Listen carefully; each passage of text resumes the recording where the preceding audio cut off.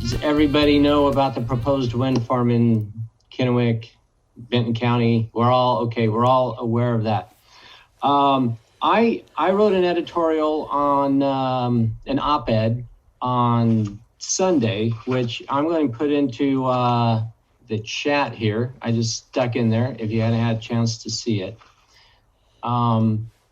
Voicing opposition to the project. And I want to be very, very clear.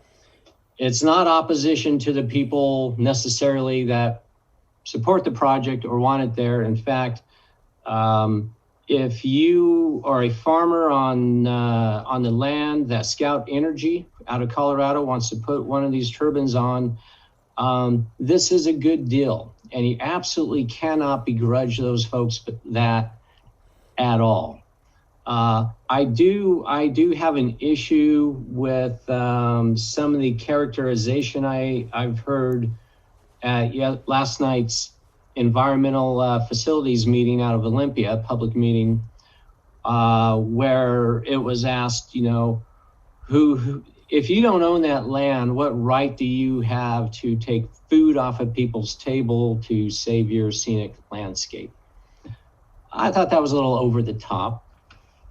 These people didn't know these turbines were going to come until they were offered them. They have their living and so forth. So I don't begrudge them that, but I think some of the rhetoric out there has gotten a little over the top with regard to property rights versus the best interest of the community at whole. Now, I did not get into that editorial I wrote, but those are current thoughts I have from last night. I would love, and feel free to drop off mute at any time, this to be a bit of an interactive discussion, because if you were unfortunate enough to actually listen to everything Floyd said just now about me, you will have realized there's nothing in there that says I'm an environmental engineer or an energy guy or anything like that in terms of specific focus. I've been a communicator most of my life. But to do that well, you have to understand what you're talking about. And so I did that 10 years for Energy Northwest. Energy Northwest owns the 67 turbines on the hillside overlooking Kennewick, right? And there's no doubt as to why those turbines were built. They were built about 15 years ago or so in three segments. Actually goes back 20 years when they first started. To demonstrate that they had the capability. But you notice they stopped there and didn't build anymore, right? They also have a small solar project, just like our utilities. Benton and Franklin have community solar projects that are, size of a parking lot. In fact, in Franklin, they're on top of the parking lot. They're the parking lot shades. So everyone's gotten in the business of saying, yeah, we recognize this is a new technology and we can do it, and we're going to demonstrate that. We don't despise it. The real question here, oh, by the way, Jim Conca, you guys know Jim Conca. He's spoken to this group several times. He is an energy pro dude, and he wrote a good article on this as well from a large, big picture market perspective and the efficiency of wind. But the arguments we've heard, and if you, a show of hands, anyone listen to the town hall last night? No. Okay. Not seeing any? Okay. Well, it was interesting. The majority of a lot of the arguments are arguments against wind power. And I want to separate that out because for me, this is not an argument. If we needed wind here in the Tri-Cities, if we needed that energy, if we needed clean energy to meet our renewable mandate, then we should have a discussion of wind is the best way to go. And a lot of the arguments we hear are about its intermittency. They only turn when the wind blows. And when they're not turning, and if you're counting on that power, you have to then build something behind it to back it up. Which a lot of folks say, well, then what's the point? Why don't we just build something to back it up and forget the front end of it and have that backup run full time, like natural gas or nuclear, et cetera. And that's a good argument. You have the environmental impacts of wind, but quite frankly, you got the environmental impacts of nuclear, right? There's no joke there. And solar has terrible chemicals that can link into the solar. and we've got the silt issue with the dam. So it's a trade-off with every energy source. The argument I put forward in Sunday's paper was truthfully not about an issue with wind per se. And I want to say up front that I do have an issue with wind per se, as many folks do. I come from the nuclear side of the house, and if we would build some clean, affordable, advanced nuclear with small footprints, we would never have to talk about another wind turbine or solar panel again. But the argument I put forward wasn't about the viability of wind. It was the question of why here? And that question, I believe, rests on a fundamental unfairness that's going on right now to our community. And the example I put forward, and I took it out of a book. A guy named Gary Miller, a member of our community, wrote this book called Energy Northwest Coming of Age. And the company paid for it, and I was one of almost a dozen editors on it. But in this book, he describes a project that Energy Northwest embarked upon. They started it in 2009, the year I came on board, and they actually didn't finish it. It didn't die until approximately 2012 or so. And that was to be responsive to utilities on the western side of the state who have power agreements with coal plants. You got the coal plants in Montana, you had down in the Centralia area, you had some coal plants. And based on the new clean energy mandates and the fact that these coal plants are closing, a lot of utilities on the west side are going to have to supplement that coal. And based on Washington law, the Clean Energy and Transformation Act, which has been presented to this group, I think within the last year, they have to do it with clean energy. And so energy, this predates the CETA, but we knew it was coming. Energy Northwest reached out and to some utilities out there and said, with the future of coal looking the way it is, would you like some clean energy that you could subscribe to and would take care of that requirement for you? And they signed on to it. And this was in the Pacific County area, but utilities around the county signed up as well. And it was going to be a modest project, 27 turbines running through a gravel pit on a ridge line in Pacific County, next to some communication towers, surrounded by forest that was being forested, being logged. And immediately opposition groups popped up. Anyone want to guess why that may have been? Anyone feel like coming off mute? Okay, I'll throw it out there. They didn't want those ugly turbines on their hillside. Such beautiful forest, such beautiful forest. And so we did an environmental impact study and determined that one marbled murrelet, which is an endangered species bird, a study showed, and this is fun, it's funny the way scientists think, but 0.5 birds would die each year. Now, I always had a problem trying to get my head around how half a bird would die and what the other living half would look like. But 0.5 birds would die a year. Or as I put in my article, so I wouldn't confound everyone, 1 bird every 2 years. And that was all that was needed. I believe that the Audubon Society led the charge on this. But it was leverage they needed to engage their West Side leaders and say, we do not want this on this side because of the impact to this endangered species, or 1 bird or 5 birds a decade. And so the U.S. Fish and Wildlife Organization, working very closely with our own Department of Natural Resources here in the state, put so many mitigation restrictions on the project that it no longer became financially viable for any of the subscribers or Energy Northwest. And by 2013, the project was dead. Now, here's what's not in my op-ed. I won't call them out by name, but I think it's of interest. Scout Energy has hired the same project manager from that failed effort to put 240 wind turbines along Horsehaven Hills, stretching from Benton County down to Findlay. 240 of them. And what I did put in the op-ed, I just didn't put how I knew they would do this, but they have the same project manager. So that project manager knows that for energy they need on the west side, they're not going to allow you to put what they need on that side of the mountains. And so the question to why here is because they don't want it there, but we don't need it.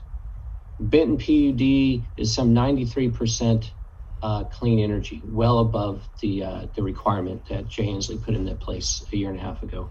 Franklin PUD, 90% plus clean energy.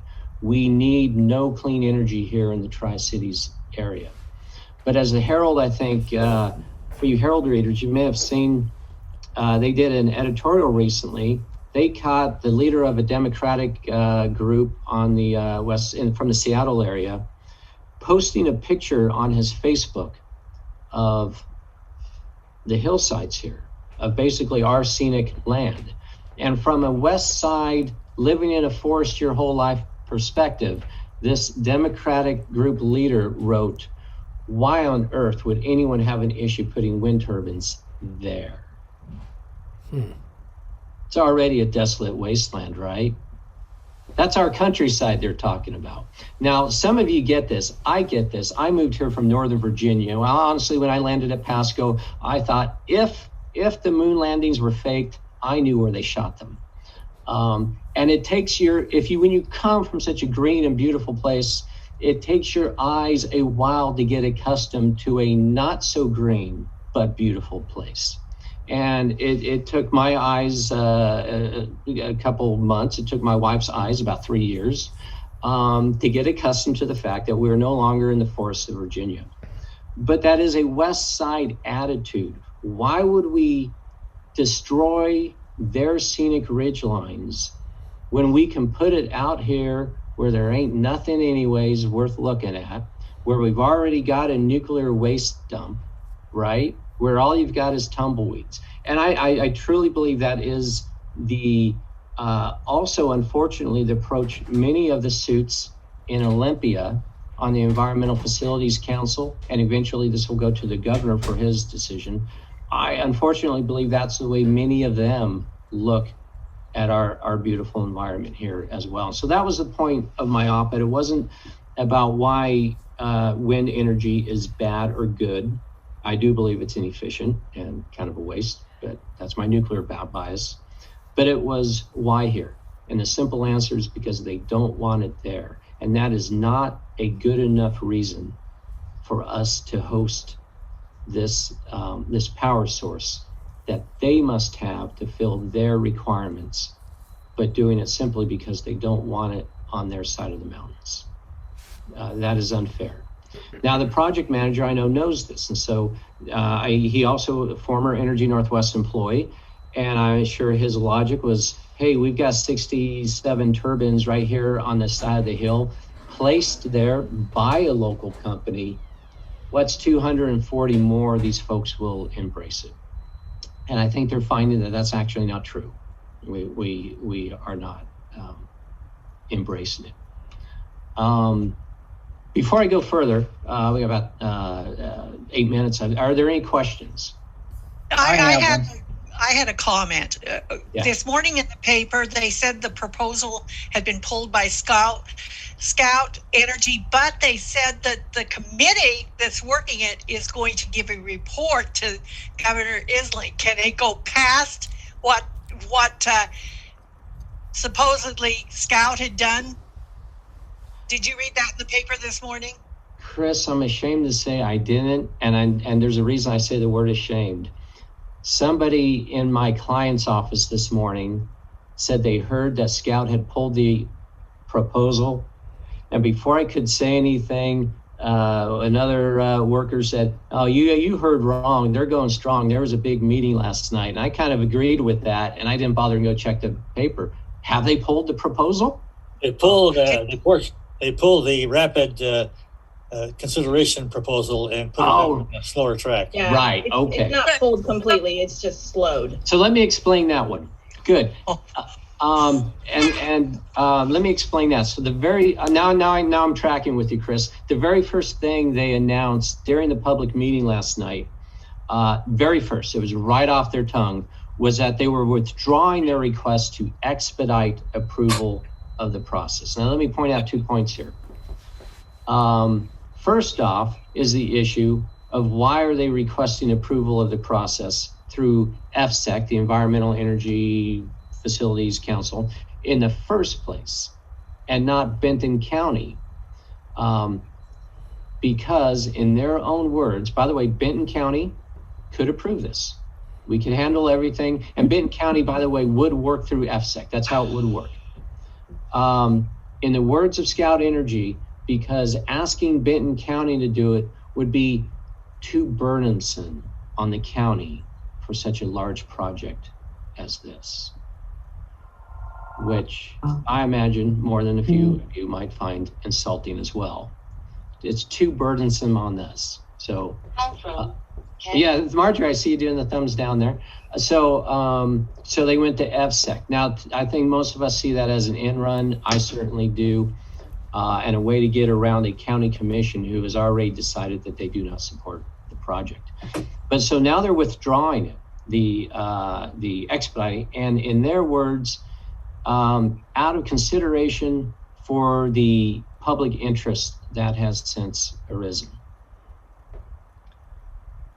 I'm going with my gut here. I don't buy that. My sense is I've worked with Energy Northwest. I know how EFSEC works. They're very polite government agency. Many government agencies are polite.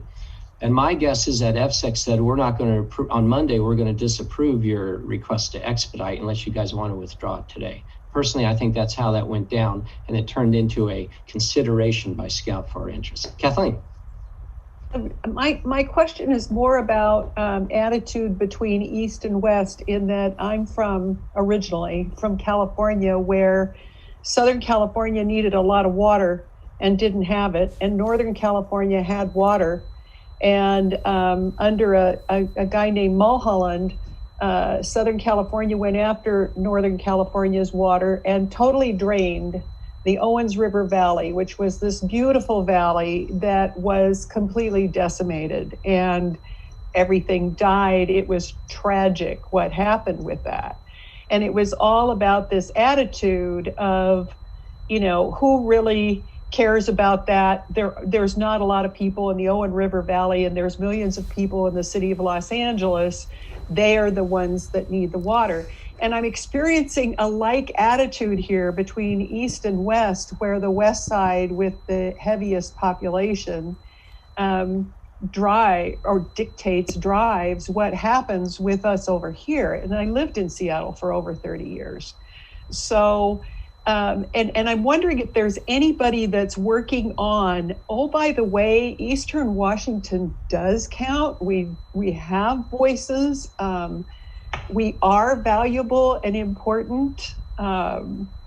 Is there anything that's working on the relationship so that we're not always viewed as the poor cousin that you can pillage when you need something in the West?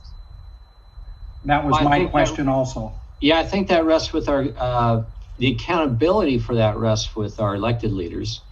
However, I know there are some citizens that have taken it on their own. And I will, there is a lady out there who's sort of leading the charge. I don't know too much about it, but I can provide that information, her email information at least, to everyone. I'm certain she has a Facebook site.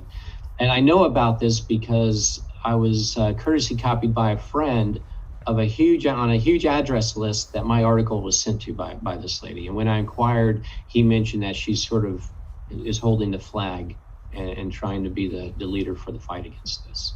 So yeah, if you could send that, I'd appreciate it. I'd like to know who that is, and I appreciate having it. I want to join the charge. Yeah. I want to tell you, and I also want to add in the few minutes we have left, why was I personally moved to do this, it wasn't because of all the facts I just laid out there, honestly. There's something that is that motivator for you. And for me, it was listening to a Kona interview with a PR spokesman for Scout Energy, hired by a Seattle firm. And when they were asked, does the area need the power, or where will it go? The PR spokesman provided an approximately 6-7 minute response and never answered the question.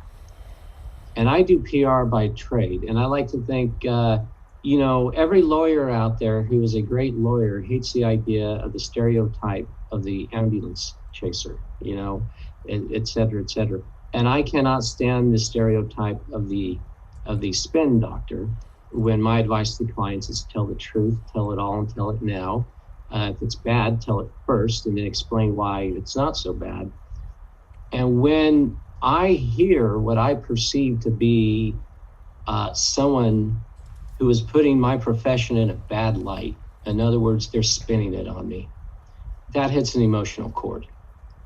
And the more I started following the Scout Energy and their public statements and so forth, the more I took a whole sheet here, I won't go through them because we're out of time, but of notes where I saw spin going on. And they were dancing a little bit. And so that leads me to doubt the cultural character or integrity of the organization that's proposing to accomplish this. Now, I'm opposed to it on a non-emotional ground too, but that's what moved me into it. Is something's got to resonate with you, and it just looked a little shady the way this was going down. Yeah. Don. Well, one question I have is, it seems to me, if I wanted to set up wind farms, I'd go to where the wind is blowing. I grew up in Tacoma, and I remember overcast skies, but I don't remember much wind. So does it not blow more on this side of the mountains than the west side? Well, the answer to that is they have wonderful coastal breezes on the west side. Yeah. So you think Westport? Absolutely. Westport's the way we had to put them on all along the coast of Westport. Yeah. Okay. Yeah, they have wonderful breezes out there. But their argument would be, well, we don't want to destroy our tourism. And they don't see us as being anywhere a tourist would want to go. Kind of insulting. They don't get it. But fundamentally, with Kat's story, the difference here, that was a terrible story, a tragic story. The difference here is, unlike Northern California, which could not go build a lake in Southern California, we can go build wind farms on the west side, and there are places to build them. They just don't want them there. And it's their impression of our landscape here that makes them think this is the perfect place to plant them. Yeah. By the way, Heather, I see you talking, but I don't know if it's the question. Everyone's on 2 screens, so shout out if you have any questions. I'm conscious of the time here. Or you can also do the raise your hand through the reactions, and it'll take you right to the first of the screen. Cool.